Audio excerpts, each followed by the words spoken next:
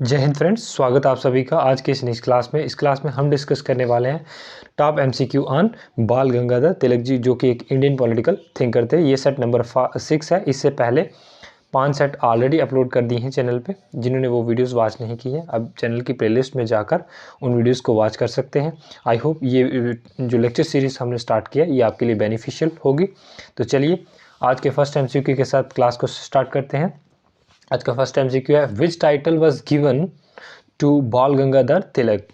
Option A Lokanayak, option B Mahamanya, option C Lokmanya या option number D मूक नायक। तो राइट आंसर क्या होगा? The right answer is option number C Lokmanya. तो लोकनायक किसे कहा जाता है? तो लोकनायक जो है वो जयप्रकाश नारायण जी को टाइटल दिया गया था, लोकमान्य बाल गंगाधर तिलक जी को, और मूक नायक जो है BR अम्बेडकर जी को, और महामान्य मदन मोहन मालवीय जी को टाइटल दिया गया था। तो चलिए नेक्स्ट क्वेश्चन।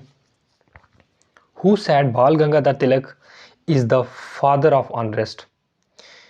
किसने बाल गंगाधर तिलक जी को फादर ऑफ अनरेस्ट कहा है? Option A Valentine Chirol, B Disraeli, C Minto या फिर D Chelmsford. The right answer is option number A Valentine Chirol जो है वो बाल गंगाधर तिलक जी को फादर ऑफ अनरेस्ट कहते हैं। बाल गंगाधर तिलक जो है वो एक एक्सट्रीमिस्ट लीडर थे। Next question, what was the language of Maratha newspaper written by Bal Gangadhar तिलक? जो मराठा न्यूज़पेपर उनके द्वारा एडिट किया जाता था, लिखा जाता था, वो किस लैंग्वेज में? Option A Hindi, option B Bengali, option C Marathi या फिर ऑप्शन नंबर डी इंग्लिश। तो राइट आंसर क्या होगा? जो मराठा न्यूज़पेपर है वो इंग्लिश लैंग्वेज में लिखा जाता था। साथ ही साथ उनका एक और इम्पॉर्टेंट न्यूज़पेपर था केसरी, जो मराठी लैंग्वेज में लिखा जाता था, और मराठा जो है वो इंग्लिश लैंग्वेज में लिखा जाता था, जिसके थ्रू वो अपने जो फ्रीडम फाइटर में जो अपने व्यूज़ हैं, अपनी जो स्ट्रगल है उसको जो है वो लोगों तक पहुंचाते थे, लोगों को जागरूक करने का काम करते थे इन न्यूज़पेपर्स के द्वारा। Bal Gangadhar Tilak had started Indian home league rule movement from. उन्होंने जो इंडियन होम रूल मूवमेंट जो थी, लीग रूल मूवमेंट, वो कहाँ से स्टार्ट की थी? A Belgaum, B Madras, C Bhopal या फिर D Indore. The right answer is option number A Belgaum से वो उन्होंने अपने जो Indian home league rule movement जो थी वो स्टार्ट की थी। कब की थी? अप्रैल 1916 में। और साथ ही साथ एनी बसंत जी ने जो है वो मद्रास से अपनी Indian home league rule movement जो है वो स्टार्ट की थी, वो सितंबर मंथ में की थी। तो दोनों का ही मकसद था सेल्फ गवर्नमेंट को अचीव करना, सेल्फ गवर्नमेंट को एस्टेब्लिश करना इंडिया में। Next question, which one of the following book is not written by Tilak? कौन सी किताब जो है नीचे दी गई जो बाल गंगाधर तिलक जी के द्वारा नहीं लिखी गई है? Option A the Orion, B Arctic home in Vedas, C Gita Rahasya, D life divine. The right answer is option number, कौन सा सही होगा? Option number D is the correct answer. Life divine जो है वो बाल गंगाधर तिलक जी के द्वारा नहीं लिखी गई एक पुस्तक है। वो किसके द्वारा लिखी गई है? श्री अरविंदो घोष जी के द्वारा लिखी गई एक इंपॉर्टेंट पुस्तक है। वेयर वाज बाल गंगाधर तिलक बॉर्न? बाल गंगाधर तिलक जी कहाँ पैदा हुए थे? ए रत्नागिरी महाराष्ट्र, बी पुणे महाराष्ट्र, सी मुंबई महाराष्ट्र या फिर डी नागपुर महाराष्ट्र। तो right answer is option number ए रत्नागिरी महाराष्ट्र में वो पैदा हुए थे। उनका डेट ऑफ बर्थ है 23 जुलाई 1856 इन रत्नागिरी महाराष्ट्र में पैदा हुए थे। वो एक महान फ्रीडम फाइटर थे जो एक्सट्रीमिस्ट ग्रुप से बिलोंग करते थे। What was the name of education society founded by Tilak? इनमें से कौन सी सोसाइटी जो है वो तिलक जी के द्वारा फाउंडेड की गई है? A Indian education society, B Deccan education society या सी हिंदुस्तान एजुकेशन सोसाइटी या फिर डी नन ऑफ दीज।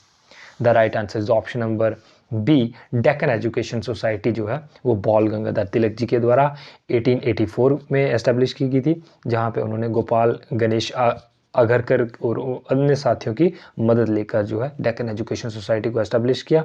और जो वन ऑफ द फाउंडर, उनको फाउंडर भी माना जाता है, फर्गुसन कॉलेज जो पुणे में है, उसमें जो है उस कॉलेज का इनको फाउंडिंग मेंबर भी कंसीडर किया जाता है, वो फाउंडिंग मेंबर थे। In the context of two statement which of the following code is correct, इनमें से क्या सही है? Assertion, Tilak rejected the adoption of constitutional method against British rule in India, उन्होंने कॉन्स्टिट्यूशनल मेथड्स को अडॉप्ट करने के लिए इनकार कर दिया, उन्होंने जो है एक एग्रेसिव अप्रोच को अपनाने का प्रयास किया। Reason, he felt that the constitutional method had meaning only under a constitutional government, एक संवैधानिक सरकार का पर्पस तभी फुलफिल हो सकता है जब सरकार जो संवैधानिक मेथड है, जो तौर तरीके हैं, तभी सक्सेसफुल होंगे, तभी वो इफ़ेक्टिव होंगे जब एक कॉन्स्टिट्यूशनल गवर्नमेंट होगी। तो इसलिए क्या सही होगा? A, both A and R true and R is the correct explanation of A. B, yeah, second, both A and R are true but R is not the correct explanation of A. या फिर third, A is true but R is false. या फिर 4, A is false but R is true. The right answer क्या होगा? ये दोनों सही है और जो रीज़न है वो assertion की correct explanation है, जिस हिसाब से ऑप्शन नंबर 1 जो है वो सही है। Next question, choose the incorrect about Tilak, Tilak ji के मुताबिक क्या सही नहीं है? Popularize the Ganesh Chaturthi festival in Maharashtra region, उन्होंने जो गणेश चतुर्थी फेस्टिवल है उसको महाराष्ट्र में पॉपुलराइज किया। प्रपोंडेड, जो हिंदू सिंबॉलिक्स हैं उनको जो है उन्होंने काफ़ी ज़्यादा प्रमोट किया ताकि हिंदूज़ को यूनाइट करके एक मंच पे लाया जा सके और उसको जो है फ्रीडम फाइटर, जो फ्रीडम स्ट्रगल है उसको और भी इम्प्रूव किया जाता है, लोगों में अवेयरनेस को इम्प्रूव किया जाए इन रिलीजियस सिंबल्स के द्वारा। Propounded the celebration of Shiv Jayanti on the birth anniversary of monarch Chhatrapati Shivaji, Shiv Jayanti है उसको जो है उन्होंने जिस छत्रपति शिवाजी के एनिवर्सरी पे जो है सेलिब्रेट करने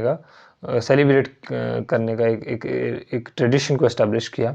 सी, Swaraj is my birth right and I shall have it, उन्होंने कहा कि स्वराज मेरा जन्मसिद्ध अधिकार है और मैं इसे लेकर रहूँगा। या फिर D, put demand for dominion status, उन्होंने डोमिनियन स्टेटस के लिए अपनी डिमांड, अपनी मांग रखी। तो राइट आंसर क्या होगा? क्या सही नहीं है? Option number D is the incorrect, क्योंकि वो डोमिनियन स्टेटस की बात नहीं करते, डोमिनियन स्टेटस की बात जो है मॉडरेट लीडर्स करते हैं। यहाँ पे वो एक एक्सट्रीमिस्ट लीडर थे, वो पूर्ण स्वराज या फिर सेल्फ रूल की बात करते हैं। ठीक, stress on the need of self rule, without self rule उनके मुताबिक बिना सेल्फ रूल के कोई भी प्रोग्रेस पॉसिबल नहीं है। Next question, which of the following was the extremist leader, कौन सा इनमें से एक्सट्रीमिस्ट लीडर है? Option A Aurobindo Ghosh, option B Bal Gangadhar तिलक, या फिर सी लाला लाजपत राय, या फिर डी ऑल ऑफ दीज। तो right answer is option number D, all of these. ये सभी जो हैं ये एक्सट्रीमिस्ट लीडर हैं। यहाँ पे आप देखोगे लाला लाजपत राय, बिपिन चंद्र पाल और तिलक जी, जो इनको लाल बाल पाल ट्राइब लीडर्स माना जाता है, ये तीनों एक्सट्रीमिस्ट लीडर थे। और साथ ही साथ अरविंदो घोष भी जो भी एक एक्सट्रीमिस्ट लीडर थे। Next question, Tilak was called as maker of modern India by whom, उनको मेकर ऑफ मॉडर्न इंडिया कहा गया किसके द्वारा? A Subhash Chandra Bose, B MK. Gandhi, C GK. Gokhale, Gopal Krishna Gokhale, या फिर D Rabindranath Tagore. The right answer is option number B is the correct answer. MK. Gandhi, जो मोहनदास करमचंद गांधी जी ने उनको जो है मेकर ऑफ मॉडर्न इंडिया की जो टाइटल है वो से सम्मानित किया। Next question, when did Tilak join Indian national Congress, उन्होंने इंडियन नेशनल कांग्रेस को कब ज्वाइन किया? A 1899, B 1890, C 1907, D 1909। The right answer क्या होगा? The right answer is option number B, 1890 को उन्होंने कांग्रेस को ज्वाइन किया। और बाद में देखोगे जब सूरत स्प्लिट हुआ और 1907 में हुआ, वहाँ पे कांग्रेस जो है वो डिवाइड होगी दो सेशंस में, एक में एक एक्सट्रीमिस्ट लीडर, एक एक्सट्रीमिस्ट ग्रुप था, दूसरा मॉडरेट ग्रुप था। तो ये बाल गंगाधर तिलक जी जो है एक्सट्रीमिस्ट ग्रुप की तरफ एक्सट्रीमिस्ट लीडर थे, उस ग्रुप से बिलोंग करते थे। यहाँ पे एक डिस्प्यूट हुआ था कि जो एक्सट्रीमिस्ट का मानना था कि हम जो है तिलक या फिर लाला लाजपत राय जी दोनों में से किसी को एक को प्रेसिडेंट बनाना चाहते हैं कांग्रेस का, जबकि दूसरी तरफ मॉडर्न लीडर जो है वो रास बिहारी घोष को बनाना चाहते थे। और अल्टीमेटली जो है रास बिहारी घोष जी को बनाया गया कांग्रेस का प्रेसिडेंट। तो यहाँ से उनके बीच में जो है मतभेद पैदा हुए थे और वहाँ पे सूरत स्प्लिट हुआ। तो एक्सट्रीमिस्ट ग्रुप जो कैंप है उसको लीड कर रहे थे लाल बाल पाल, और दूसरी तरफ जो है मॉडरेट कैंप को जो है गोपाल कृष्ण गोखले जी लीड कर रहे थे, जो पॉलिटिकल गुरु हैं महात्मा गांधी जी के। Next, which of the following work of Tilak was written by him in the Mandalay jail. कौन सा इनमें से जो बाल गंगाधर तिलक जी का एक इम्पॉर्टेंट वर्क है वो उन्होंने मॉन्डले जेल में पूरा किया था। Option A Shrimad Bhagavad Gita Rahasya, B the Orion, C the Arctic home in the Vedas, या फिर डी ऑल ऑफ दीज। तो राइट आंसर क्या होगा, उन्होंने कौन सी पुस्तक जो है मांडले जेल में लिखी। ऑप्शन ए श्रीमद् भागवत गीता रहस्य।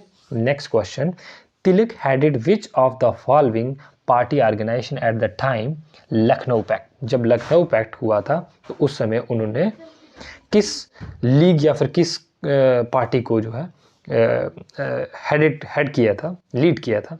ए all India Muslim league, B Indian national Congress, C Hindu Mahasabha, या फिर D justice party. The right answer is क्या होगा, the right answer is option number B, Indian national Congress को उन्होंने जो लखनऊ पैक्ट में लीड किया था। और लखनऊ पैक्ट में दो इंपॉर्टेंट स्टेप्स लिए गए थे या फिर दो इंपॉर्टेंट इवेंट्स हुए थे, घटनाएं हुई थी, वो क्या क्या थी। एक तो जो है जैसे कांग्रेस आपने अभी पढ़ा सूरत सेशन में जो है स्प्लिट हो चुकी थी, और लखनऊ पैक्ट में वहाँ पे रीयूनियन ऑफ किसका हुआ था, एक्सट्रीमिस्ट और मॉडल लीडर का, और साथ ही साथ जो है हिंदू मुस्लिम जो है दोनों एक फ्रंट पे आके उन्होंने अपने आप में जो है समझौता किया, और जो ऑल इंडिया मुस्लिम लीग है उसको जो एस्टेब्लिश कर रहे थे मोहम्मद अली जिन्ना, और कांग्रेस को कौन लीड कर रहे थे, हमारे Bal Gangadhar Tilak ji. Next question, Tilak had been sentence 6 year for defending the action of home revolutionary. किस रेवोल्यूशनरी के एक्शन को डिफेंड करते करते उनको जो है 6 वर्ष की जो है क्या हुई थी, सेंटेंस, जेल हुई थी। Option A Bhagat Singh and Sukhdev, B Bhagat Singh and Rajguru, C Khudiram Bose and Prafulla Chaki, या फिर D Khudiram Bose and Ashfaqulla Khan. The right answer is option number C, Khudiram Bose और प्रफुल्ल चाकी जो उनका केस था उसको डिफेंड करते करते उनको जो है 6 वर्ष की सेंटेंस हुई थी। 1908 से लेकर वो 1914 में जेल में रहे। ठीक, खुदीराम और बोस और प्रफुल्ला चाकी जी ने जो है किसको मारने का प्रयास किया था, जो डिस्ट्रिक्ट जज थे मिस्टर किंग्सफोर्ड, उनको जो है बॉम्ब से जो है मारने का प्रयास किया था। तो इस वजह से उनको जो है 6 वर्ष की जो है सेंटेंस हुई थी। तो ये आज का लास्ट MCQ था। आई होप वीडियो का कंटेंट आपको अच्छा लग रहा है। वीडियो को ये MCQ आपके लिए कैसे बेनिफिशियल हो रहे हैं तो ये आप कमेंट सेक्शन में मेरे को बता सकते हैं। सेशन कैसा लगा, चैनल को सब्सक्राइब करके लिखिए। आने वाले समय में इस तरह की और भी वीडियोस आने वाली हैं। हम जल्दी ही जो है पॉलिटिकल थ्योरी को स्टार्ट करने वाले हैं, उसके ऊपर MCQ। तो वीडियो को लाइक शेयर ज़रूर कीजिए और अपने जो फीडबैक है वो कमेंट सेक्शन में ज़रूर दे सकते हैं। तो थैंक्स फॉर वॉचिंग।